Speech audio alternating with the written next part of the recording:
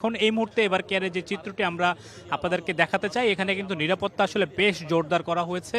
কিছুক্ষণ আগে আমরা যে চিত্রটি দেখতে পেয়েছি যে কিছু সেনাপ্রধান জেনারেল ওয়াকুরুজ্জামান তিনি ভেতরে প্রবেশ করেছেন বেগম খালেদা জিয়ার সার্বিক খোঁজখবর নেওয়ার জন্য, এবং তারপরেই কিন্তু আমরা দেখতে পেয়েছি যে বাংলাদেশ নৌবাহিনীর যিনি প্রধান রয়েছেন তিনিও কিন্তু ভেতরে প্রবেশ করেছেন। হয়তো আসলে কিছুক্ষণের মধ্যে বিমান বাহিনীর যিনি প্রধান রয়েছেন তিনিও হয়তো এসে এবার কেয়ার উপস্থিত হতে পারেন, এমনটি কিন্তু আমরা এখন পর্যন্ত ধারণা করছি। পুরো চারিদিকে কিন্তু নিরাপত্তা বেষ্টনী দিয়ে পুরো এলাকাটি কিন্তু নিশ্চিত নিরাপত্তা ব্যবস্থা গ্রহণ করা হয়েছে। এই মুহূর্তে তারা সকলে আসছেন একে একে, তারা ভিতরে বেগম খালেদা জিয়ার সার্বিক খোঁজ খবর নেওয়ার জন্য এসেছে।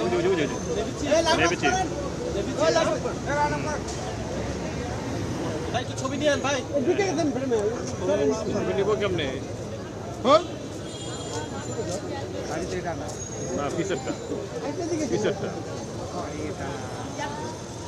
পরেরটা ওই যায় ওই যায় ওই যায় পরেরটা পরেরটা আরে লেন্সে পুরো লাইট রে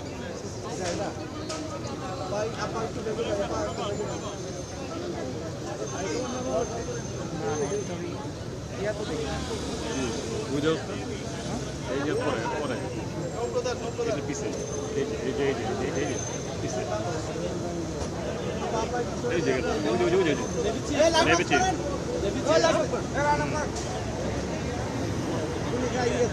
এই যে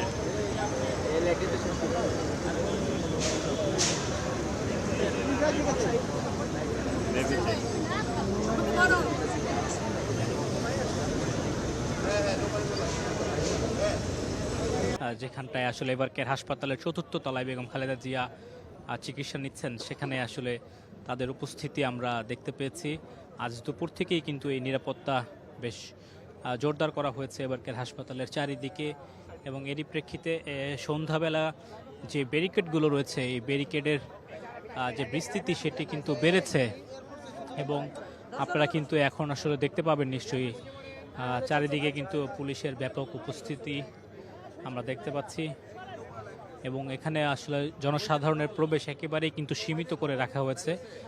অর্থাৎ কোনো ধরনের যান চলাচলও এই মুহূর্তে এই রাস্তা দিয়ে আসলে করতে আমরা দেখতে পাচ্ছি না। শুধুমাত্র আসলে যাদের ভেতরের প্রবেশাধিকার রয়েছেন তারাই কিন্তু বেগম খালেদা জিয়ার যেখানে আছেন চতুর্থ তলা এবার কেয়ার হাসপাতালে সেখানে খোঁজ খবর রাখতে যাচ্ছেন তারা।